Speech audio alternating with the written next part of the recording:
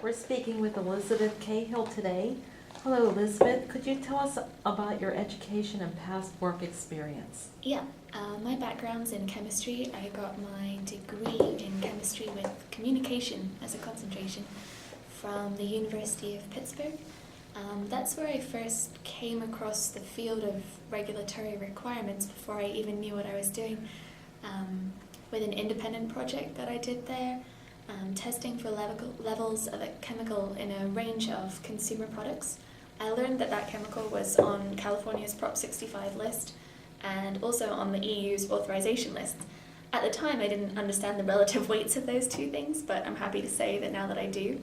I also worked as a TA for the university in the chemistry department. That's where I first came across trying to enforce lab safety and understood how important it was to communicate risk and hazard and the proper protective equipment.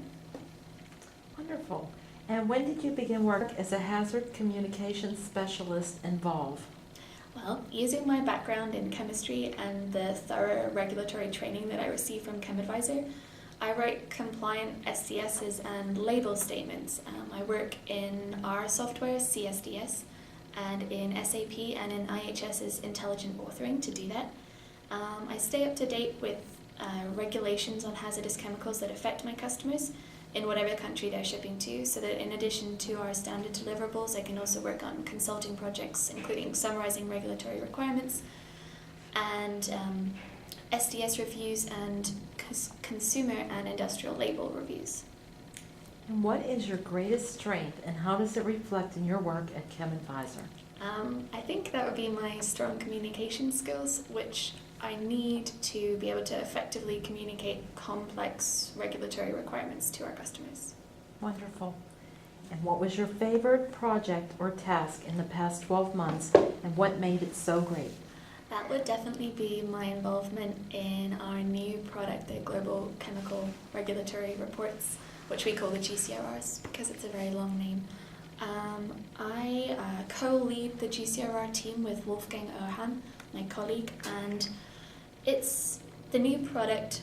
It summarizes the regulatory requirements for hazardous chemicals for a country or for a region, including any inventories your chemical would need to be on, any reporting or notification requirements for your substance or your product, and of course the topic closest to my heart, the hazard communication requirements for your product.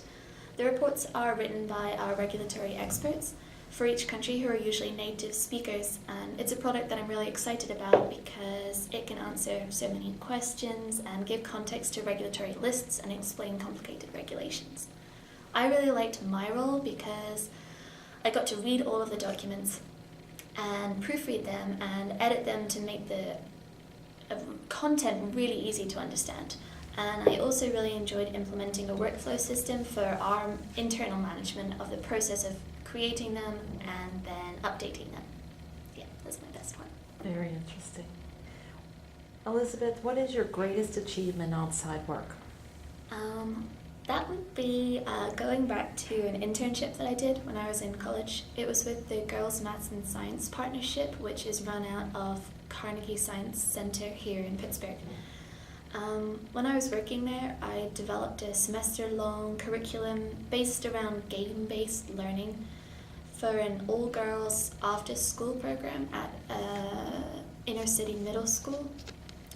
I created the resources for that program, which they can still use after I left, and that semester I got to implement the program with a group of girls. It was really rewarding because they really responded to the sessions, which were voluntary for them to come to, so the very fact that they kept coming every week, I think, said something good. I like to think that it seriously helped them consider STEM careers for women, which is science, technology, engineering, and mathematics, and that it at least gave them an idea of their own potential. And I was also really honored because my university gave me a scholarship to recognize that work. That's an exciting project. It was a really exciting project. What do you like to do when you are away from the office? I guess the usual, spending time with my friends and my husband, and I talk to my parents on the phone a lot. They're still in the UK. I've been in Pittsburgh for about 4 years now, and I really enjoy exploring the city and its neighborhoods and going to interesting restaurants and finding out what the locals are up to. Yes. Lastly, what is something people would be surprised to know about you? I guess knowing about, if you had only learned about my chemistry background, that my interest in the arts would maybe be surprising, and that's something that I try to make time for in my spare time, to practice drawing and painting. That sounds fun. Elizabeth, thank you so much for speaking with us today. Thanks, Kathy.